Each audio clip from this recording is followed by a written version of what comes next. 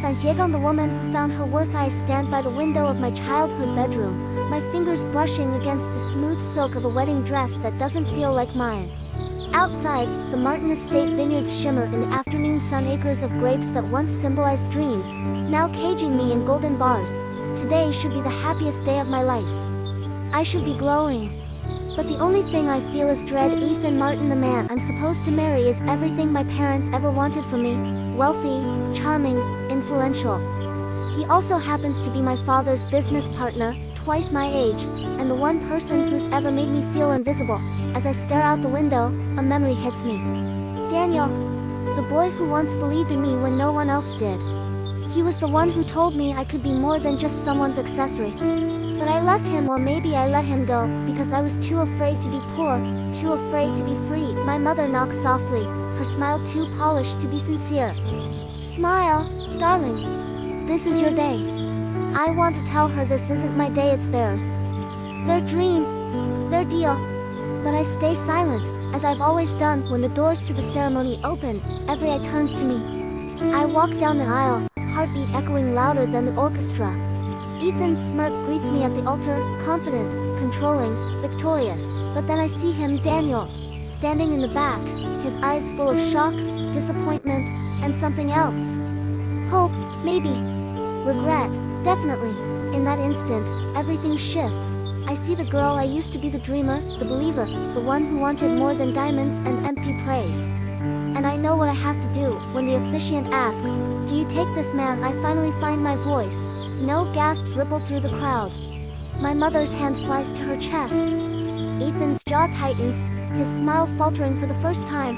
I lift my chin and say, I can't marry someone who makes me feel small just to make him feel powerful.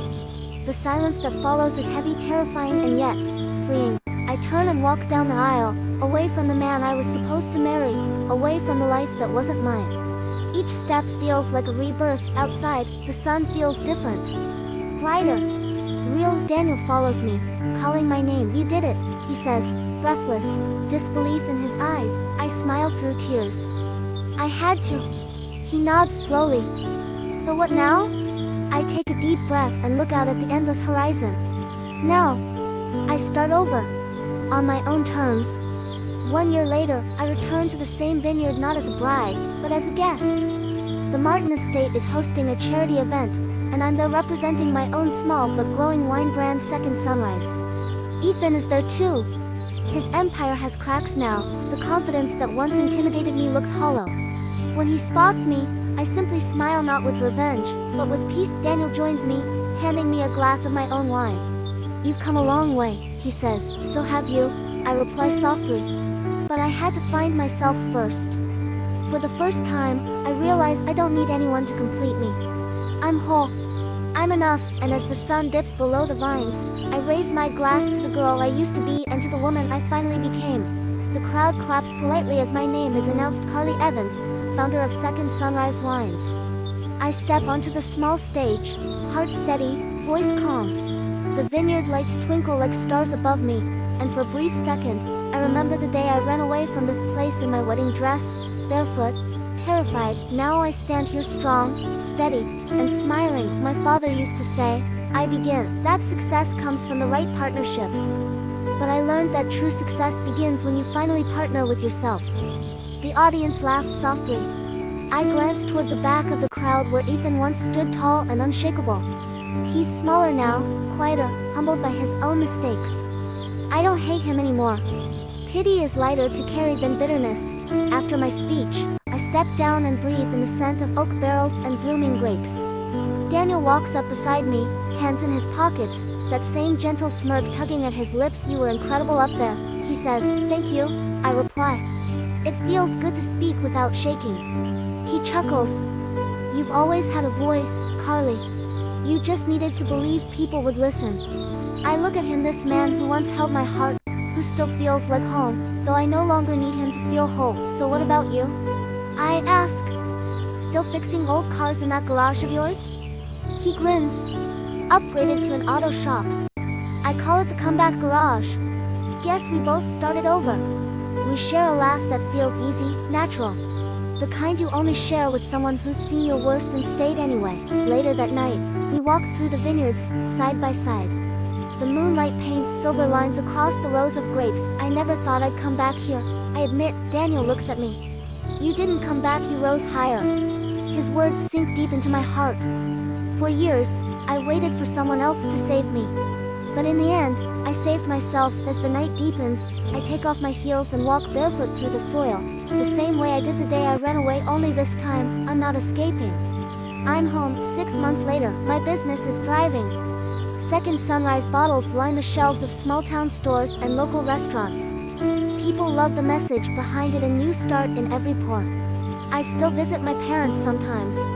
Our relationship is cautious but healing. My mother doesn't talk about expectations anymore. She asks if I'm happy. My father still measures worth in numbers, but even he admits he underestimated me and Daniel. He's still around, not as my savior, but as my equal. We don't rush things. We don't label it. We just are two people who found themselves before finding each other again. One evening, as the sun sets behind the vineyard, Daniel holds out a small, golden key. What's this? I ask. The new shop. For both of us, he says. Wine and wheels, a partnership between heart and hands. I laugh, shaking my head. You always find a way to surprise me. He smiles. And you always find a way to rise. I look toward the horizon, the same one I once feared would trap me, and I realize it's never been a cage, it's always been a beginning. Years have passed since that fateful day when I walked away from the altar. The girl in the silk gown is gone, but she left behind the courage I live by now. Second sunrise wines has grown beyond anything I imagined.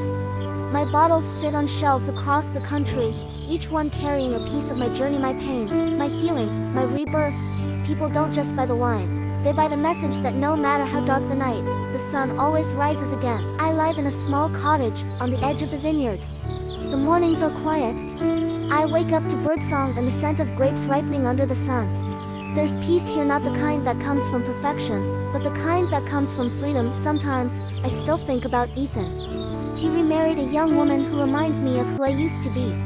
But that's his story now, not mine. I wish him peace. The same peace I fought to find. My parents visit often. My mother has softened. She even helps me label bottles when she comes by. My father brags about my success as if it was always his idea, and for once, I let him. Some battles are no longer worth fighting. And Daniel, he's still by my side, not as the man who saved me, but as the man who grew with me. We built something real, slow, steady, and strong. We never needed a wedding to prove our love.